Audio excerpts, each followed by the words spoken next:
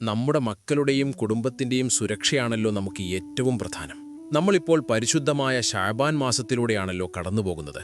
ചുറ്റും നോക്കൂ, പുതിയ പുതിയ രോഗങ്ങളും അപകടങ്ങളും വ്യാപിക്കുന്നൊരു കാലത്താണ് നമ്മൾ ജീവിക്കുന്നത്.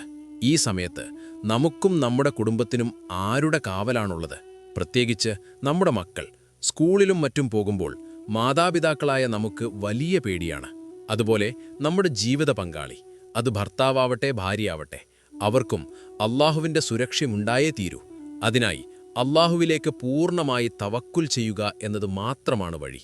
നിങ്ങളുടെ മക്കളെക്കുറിച്ചോ ഭർത്താവിനെക്കുറിച്ചോ ഭാര്യയെക്കുറിച്ചോ ഓർക്കുമ്പോഴെല്ലാം ഇത് പറയുക: അള്ളാഹുവിൻ്റെ തീരുമാനമനുസരിച്ച് അവൻ്റെ നാമത്തിൽ ഞാൻ അള്ളാഹുവിൽ ഭരമേൽപ്പിക്കുന്നു എന്നാണിതിൻ്റെ അർത്ഥം.